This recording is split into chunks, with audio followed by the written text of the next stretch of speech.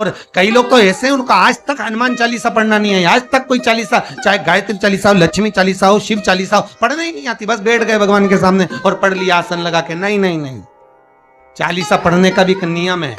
अगर कोई लक्ष्य लेकर पढ़ रहे हो तो उसका एक नियम है।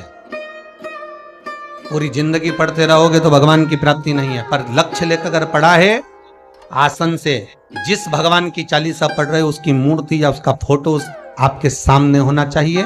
एक घी का दिया, अगर हनुमान चालीसा पढ़ रहे हो तो या तो घी का दिया जलाओ, वो भी गाय के घी का हो, भैंस के घी का मत जलाना। हनुमान जी कभी प्रकट नहीं होंगे भैंस के घी से। और बहुत ज्यादा संकट है, बहुत ज्यादा परेशानी है, तो हनुमान चालीसा का पाठ करो तो तिल्ली के तेल का दिया लगाओ,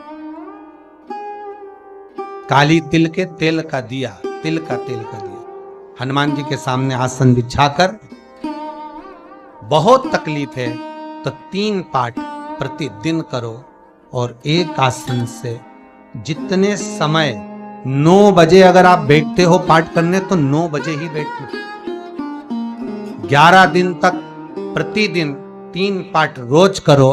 एक पानी का लोटा, कलश, तांबे का जल अर्थात तांबे का लोटा हो, स्टील का लोटा हो, तुम्हारे पास जो कलश हो उसमें जल भरकर एक सिक्का उसमें पटक कर, एक लौंग पटक कर प्लेट से ढक कर रख दो और प्रतिदिन बस टाइम पर बैठकर पाठ करो।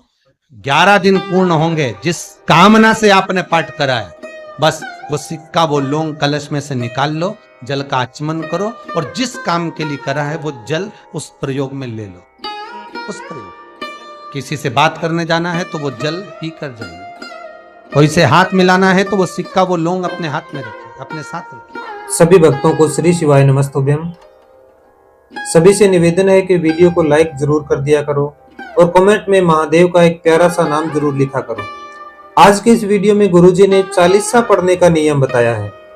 आप कोई भी चालीसा पढ़ते हैं, चाहे आप हनुमान चालीसा पढ़ें, चाहे आप शिव चालीसा पढ़ें, चाहे आप दुर्गा चालीसा पढ़ें, तो उस चालीसा के पढ़ने का एक नियम होता है। अगर आप सही नियम से चालीसा का पाठ करते हैं तो आपको उस चालीसा का पूर्ण फल मिलता है, और अगर आप गलत तरीके से चालीसा का पाठ करते हैं तो फिर उसका फल नहीं मिलता।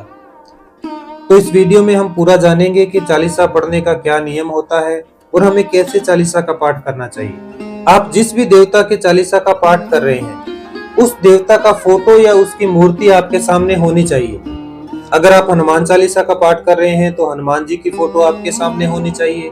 अगर आप शिव चालीसा का पाठ कर रहे हैं तो आपके सामने शिव जी की फोटो होनी चाहिए। अगर आप माँ दुर्गा के चालीसा का पाठ कर रहे हैं तो दुर्गा माता की फोटो आपके सामने होनी चाहिए। इस प्रकार से जिस भी देवी देवता का आप चालीसा का पाठ कर रहे हैं उस देवता की फोटो आपके सामने जरूर होनी चाहिए। उस फोटो के सामने बैठकर ही आपको चालीसा का पाठ करना है। और साथ में जब भी आप चालीसा का पाठ करें एक गाय के घी का दीपक जरूर लगाएं। और जिस भी चालीसा का अगर आप पाठ कर रहे हैं तो उस चालीसा में कोई भी त्रुटि नहीं होनी चाहिए। चालीसा में जितने भी शब्द है उस शब्द का गलत उच्चारण नहीं होना चाहिए, एक एक शब्द बिल्कुल सही होना चाहिए। और अगर आपने चालीसा पढ़ने का नियम लिया है 11 दिन पढ़ने का, 21 दिन का या 51 दिन का, तो उसमें आपको क्या करना है कि जब भी आप पहले दिन पाठ करेंगे, अगर आप पहले दिन सुबह 5 बजे पाठ कर रहे हैं तो आपको लगातार 11 दिन या 21 दिन 5 बजे ही पाठ करना है। ये ना हो कि आप पहले दिन तो 5 बजे पाठ कर रहे हैं, दूसरे दिन आपने 8 बजे किया, तीसरे दिन आपने फिर 7 बजे किया। तो इस तरह से आपको समय का फेरबदल नहीं करना, समय आपको एक ही रखना है। और चालीसा का पाठ हमेशा एक आसन पर बैठकर किया जाता है। और अगर आप 11 दिन का नियम ले रहे हैं तो 11 दिन तक उसी आसन पर बैठकर चालीसा का पाठ किया जाता है। अब हम बात करते हैं कि हनुमान चालीसा का पाठ करने का क्या नियम होता है। हनुमान जी को संकट मोचन भी कहा जाता है।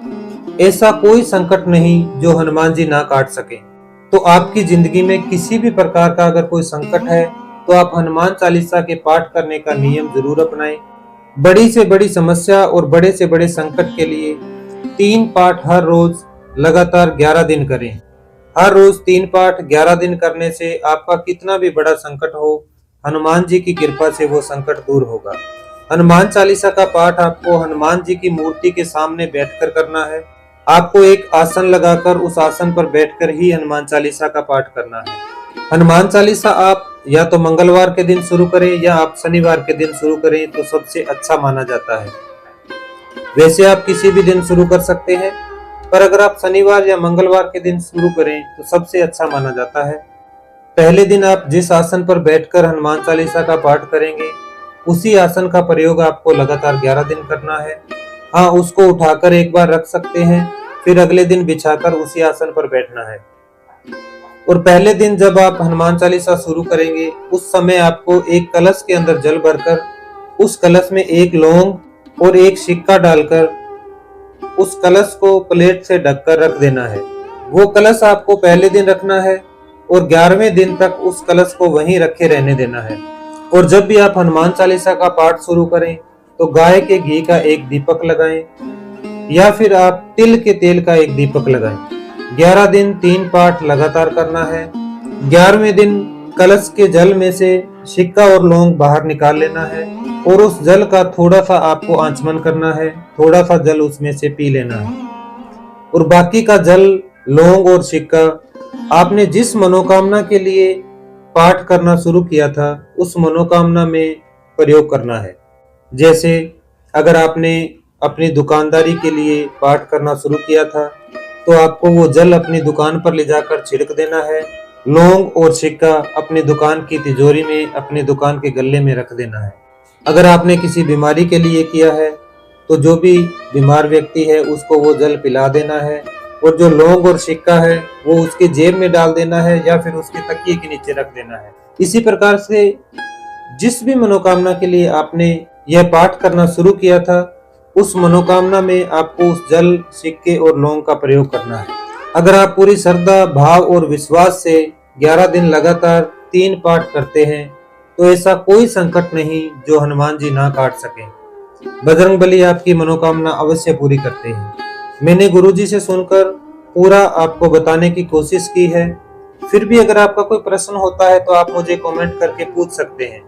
मैं हमेशा गुरुजी द्वारा बताए गए बिल्कुल सही उपाय आपके लिए लेकर आता हूँ। अगर आपको मेरे उपाय, मेरे ये वीडियो पसंद आते हैं तो आप वीडियो को लाइक करके चैनल को सब्सक्राइब जरूर कर लेना, ताकि जब भी मैं नया आगे से वीडियो लेकर आऊँ तो सबसे पहले वीडियो आप तक पहुँच सके।